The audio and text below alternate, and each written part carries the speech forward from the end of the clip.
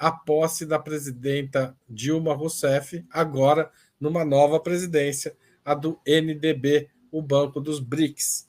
Além do caráter simbólico de ter uma ex-presidenta no comando da instituição, qual a importância dessa posição para a política externa brasileira e para os fluxos de investimentos no país? Começo por onde comecei hoje, com a Joana. Bom, gente, só explicando uma coisa que talvez não seja todo mundo que saiba, o presidente dos BRICS ele é indicado rotativamente. Por enquanto, só teve um primeiro presidente indicado pela Índia, que ficou de 2015 até 2020, e aí o segundo presidente a ser indicado seria pelo Brasil, e o Bolsonaro indicou esse presidente, que era o Marcos Trojo, que era um bolsonarista com roupa de diplomata, né, com ares de civilizado, com cara de diplomata de carreira, mas na realidade era um bolsonarista frequentador da Jovem Pan, né, que estava o tempo inteiro ali destilando mentiras e calúnias em relação ao que é a esquerda brasileira.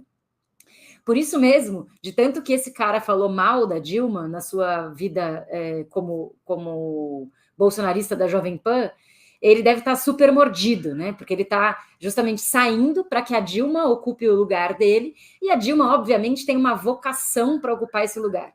Se tem um cargo para o qual a Dilma tem uma vocação, é esse cargo, na minha opinião, né? Porque ela tem formação técnica para isso, e ela tem uma experiência administrativa gigantesca da máquina pública, e ela tem boas relações internacionais, é uma pessoa que tem um trânsito internacional, que é muito respeitada internacionalmente, e a título de reparação histórica, ela merece, mais do que qualquer outra pessoa, ocupar esse lugar. Agora, o Banco dos BRICS ele é um banco de desenvolvimento, né? Depois a Ju e o Dudu podem explicar melhor isso, mas o Banco do Desenvolvimento tem como propósito financiar principalmente a infraestrutura, desenvolvimento de infraestrutura, obras de interesse público, que tenham capacidade também de fazer políticas anticíclicas. Então, o banco tem um viés neo-keynesiano, a gente pode dizer assim. Muito embora ele tenha sido os BRICS tenham sido originalmente pensados por mentes que ocupavam o próprio Goldman Sachs, né? O conceito dos BRICS foi criado pelo Jim O'Neill, que era um chefe do Goldman Sachs, né? Mas o que eu acredito que a Dilma pode fazer de diferente lá é um embate sobre o neodesenvolvimentismo. Acho que a gente precisa voltar a falar sobre os limites do neodesenvolvimentismo. O neodesenvolvimentismo hoje se encarna no mundo, principalmente na plataforma megalomaníaca da China, da nova Rota da Seda, né? No âmbito internacional, então, a nova Rota da Seda e a ideia do Belt and Road Initiative, né, que a sigla é BRI, é um cinturão terrestre, uma rota marítima do século XXI, é um conjunto monumental de obras planejadas pela China, que surgiu esse plano em 2013 e tem a perspectiva de terminar em 2049. Né? Então, de certa forma, a China, embora tenha governança equitativa e cada um dos países tenha uma quantidade de capital igual no Banco dos BRICS, diferente, por exemplo, do Banco Mundial ou do FMI, que os Estados Unidos têm uma porção muito maior e por isso manda na governança desses bancos, né? A governança dos BRICS é mais equitativa, mas apesar disso, o peso econômico da China é inegável nesse contexto atual. Né? Então, a tendência é que o Banco dos BRICS acabe sendo tragado ou magnetizado para a lógica do neodesenvolvimentismo que é pautado pelo Estado chinês. E eu acho que a gente tem sim que pensar criticamente esse problema, por exemplo, com o fato de que existem mais de 600 denúncias de violação de direitos humanos pelas empresas que participam da grande complexo de obras da nova Rota da Seda. O que eu acho, enfim, que a Dilma pode fazer de diferente? Não exatamente enfrentar o neodesenvolvimentismo, porque ela é uma neodesenvolvimentista, e porque dentro dele que a gente vai ter que trabalhar, mas criar linhas que sejam diretamente sociais ao banco, né? Que não necessariamente passem por abrir uma estrada nova, por criar uma obra de infraestrutura que vai gerar deslocamento de pessoas, que vai gerar um impacto socioambiental gigantesco. A gente tem que parar de confundir, né, desenvolvimento com grandes obras de infraestrutura que vão gerar impacto social negativo. Né?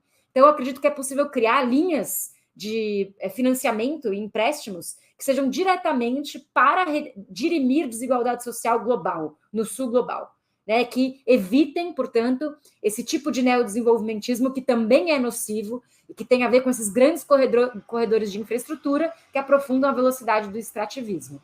Eu acho que isso ela poderia fazer. Tá certo, obrigado, Juliane. A primeira consideração que eu queria fazer é concordar muito com o que a Joana falou sobre a Dilma estar num lugar que foi desenhado para ela e como isso nos redime coletivamente, né? Como é vibrante assim ver a Dilma ocupar esse lugar de destaque, esse lugar de formulação política, de articulação política, de projeção internacional, um lugar de destaque para o Brasil, para a política brasileira e para as relações externas brasileiras, mas também um cargo que utiliza, né, e que dá vazão para todo um conhecimento técnico que a Dilma acumulou nesse período, seja no campo da economia, seja no campo da gestão, seja no campo dos estudos sobre China e leste asiático, que quem, né, acompanhou a Dilma nesses últimos anos sabe que ela tem se dedicado muito a esses estudos. Então, que alegria ver a Dilma, né, pela sua história, pela sua valentia, pelo papel que ela desempenhou na economia brasileira, na política brasileira, né, com todos os seus erros e acertos, mas principalmente com a figura, com muito mais acertos na minha avaliação, que foi a Dilma, e o que deve ser a Dilma comandando esse banco. Eu acho que a Dilma tem uma visão estratégica de longo prazo, principalmente em relação ao desenvolvimento, ao crescimento econômico e ao sul global, que a cacifa para ocupar esse lugar e para fortalecer as relações sul-sul, que eu acho que é um grande ativo que o Brasil deve reforçar nesse próximo período. Veja, o mundo tem caminhado, ainda que a hegemonia imperialista estadunidense não esteja sob ameaça, embora ela esteja vivendo um período de crise, ela não está ameaçada, ou ainda que o dólar não esteja ameaçado como uma moeda-chave de referência do sistema internacional, ele passa por um período de questionamento. Então, neste momento, deve abrir maiores condições para uma transição, ainda que lenta, ainda que muito conflituosa, de um mundo unipolar e com uma hegemonia inconteste estadunidense sobre o globo, para a emergência de novas potências que não são imperialistas, mas que disputam uma posição no sistema interestatal de destaque. E eu acho que nenhum momento seria melhor do que este, de uma certa crise diplomática, crise no sistema interestatal, inclusive de uma guerra na Ucrânia que força uma posição mais aliada estratégica da própria China com a Rússia, agora recentemente Rússia com a Indonésia, com a própria Arábia Saudita, que eu acho que faz com que o papel da Dilma seja ainda mais importante para estabelecer e reafirmar essas relações com o campo do sul global.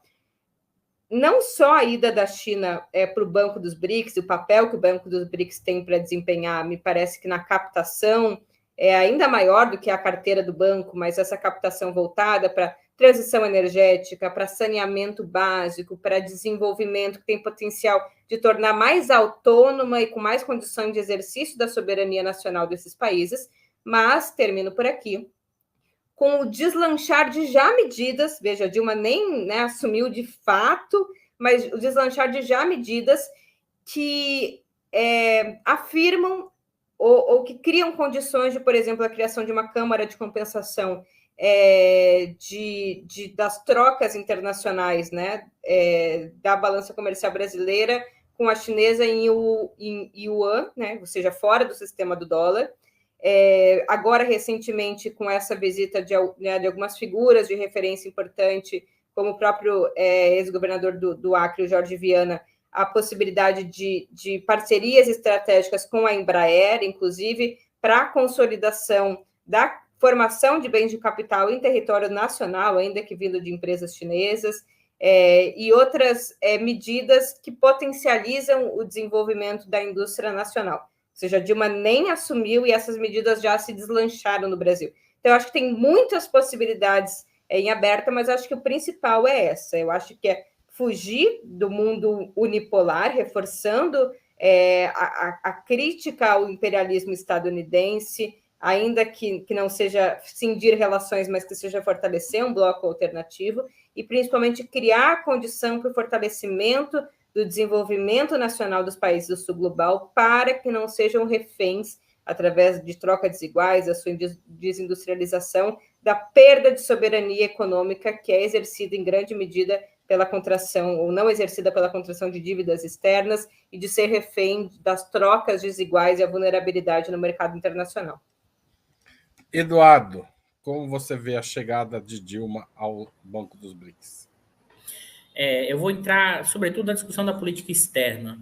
Eu acho que se você olha o início desses 3 primeiros meses da política externa brasileira, aparentemente, a linha que tem sido dada é muito mais aproximação com a Europa, tá? E com os Estados Unidos. A visita do Lula à China foi cancelada por questões de saúde, que vai retornar, mas eu acho que essa indicação da Dilma para a presidência dos BRICS é uma forma de reconfigurar e mostrar uma aproximação como elemento importante para a questão asiática. Porque, quer queiramos ou não, hoje, com a capacidade de financiamento que a China tem, quer seja por via dos BRICS, mas também pelos bancos de investimento chinês, tá? E aí, só para vocês terem ideia, o banco dos BRICS, o funding, o financiamento em torno de 100 bilhões de dólares, tá? É relativamente grande, mas não tão grande assim, comparado com os bancos de desenvolvimento chinês. Eu acho que tem uma aproximação que eu acho fundamental, é de como pensar a relação entre Brasil e China, né? Eu acho que, e sobretudo, para pensar o financiamento do investimento brasileiro, né? É pensar grandes obras de infraestrutura urbana, tá? E infraestrutura social nas grandes cidades brasileiras. E sim, a China tem essa capacidade de financiamento, mas é mais. Qual a nossa dificuldade e problema, eu vejo, da relação com a China? É que nós temos uma enorme dificuldade de deixar muito claro o que queremos. Na discussão da Rota da Seda, o Irã deixou claro, olha, eu estou na Rota da Seda, mas tem que ter transferência tecnológica, tem que ter esse investimento, aquele investimento, aquele investimento. Isso dá para a gente fazer se a gente tem claro o que a gente tem de alguns projetos para pensar o financiamento do investimento. Porque se nós mantivermos a política econômica travada como está, o financiamento externo será um elemento importante em obras de...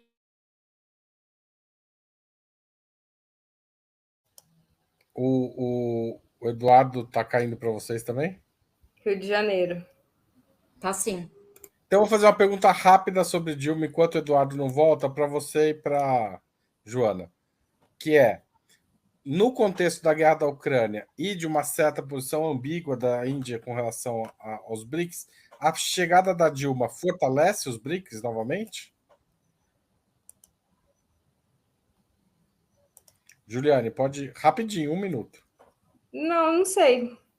Tá bom. Pensar. Eu gosto de comentaristas sinceros. E você, Joana, quer palpitar sobre isso? É palpite mesmo, né? Eu acho que existe uma certa tendência da China a buscar ter excelentes relações com a América Latina, e principalmente com o Brasil. Então, a despeito da posição oficial do Brasil em relação à guerra na Ucrânia, isso poderia eventualmente estremecer mais as relações do Brasil com a Rússia. Mas a tendência, na minha opinião, é que tanto a Rússia quanto a China contemporizem a posição do Brasil em relação à guerra, em função de um projeto que é mais estratégico, porque eu acho que os BRICS, assim como o Banco dos BRICS, assim como a Rota da Seda, tem esse horizonte de larguíssimo prazo, né? Qualquer projeto que tenha a China no meio tem um horizonte de larguíssimo prazo, porque o projeto estratégico deles é sempre de muita longa duração, né? Então, eu acho que se contemporiza um pouco a posição do Brasil, porque o Brasil é importante para a China. Uma das pautas da visita do Lula, que foi adiada à China, era justamente a adesão do Brasil à Rota da Seda. Existem pouquíssimos países da América do Sul que ainda não aderiram, entre eles a Colômbia, o Paraguai e o Brasil. Quase todos os outros países latino-americanos já aderiram à Rota da Seda. Inclusive, isso que o Eduardo estava falando sobre o Irã, ele vai voltar aí. Só para completar, e daí eu passo para o Eduardo, isso que ele estava falando sobre o Irã, também fez a Bolívia, né? A Bolívia fez um acordo de exploração de lítio com a China dentro do contexto da Rota da Seda, que é um acordo que também tinha ali a barganha da Bolívia e os interesses da soberania nacional da Bolívia. Então, a China tem interesse, eu não acho que a questão da guerra interfere de maneira decisiva, acho que são assuntos que são administrados de maneira mais ou menos paralela.